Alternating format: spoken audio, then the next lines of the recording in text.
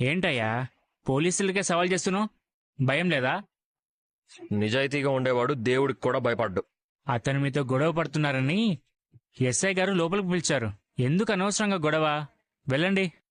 అలాగే సార్. కానీ ఒక చిన్న అనుమానం సార్.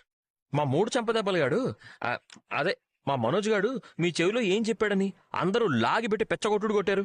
వాడేం చెప్పాడో తెలిస్తే నువ్వే వాడిని పడేసి తొక్కుతావు.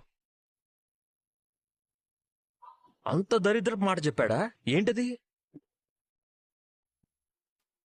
అవ్వా ఆవా అంతకి దిగజారాడా ఆ దరిద్రుడు? చిచ్చి. వాడిని మళ్ళీ ఇటువైపు రావద్దని చెప్పు. ఎస్ఐ గారికి కూడా తెలిసిందంటే 10 కేసులు ఇరికిస్తాడు. వరుస పెట్టి వాయించారు కదా, మళ్ళీ ఇటువైపు తొంగి చూడడానికి కూడా భయపడతాడు.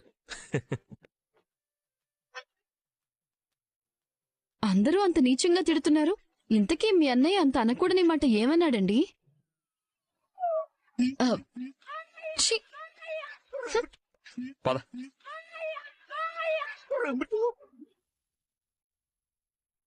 ఓకే మేడం, కాసేపట్లో డాక్టర్ గారు రౌండ్స్కి వస్తారు. రిపోర్ట్స్ చూసి చెప్తారు. అలాగే అమ్మా. బామ్మ ఇప్పుడు ఎలా ఉంది? చాలా సంతోషంగా ఉంది బాబు. దెబ్బ తగలటం సంతోషమేంటి బామా? ఆ దేవుడి లీలలు ఎవ్వరికీ అర్థం కావు కదమ్మా. అందుకే అంటారు జీవితంలో ఏం జరిగినా అంతా మన మంచికే అని. ఇప్పుడు మీకేం మంచి జరిగింది? అవును బామ్మా, మీ జీవనాధారమైన చెప్పుల షాప్ కూడా పోయిందిగా. చెప్పుల దుకాణం పోతే ఏంటమ్మా, మమ్మల్ని తీసుకెళ్లడానికి మా మనవడొచ్చాడు కదా. ఏంటి, మీ మనవడొచ్చాడా? అవును బాబు.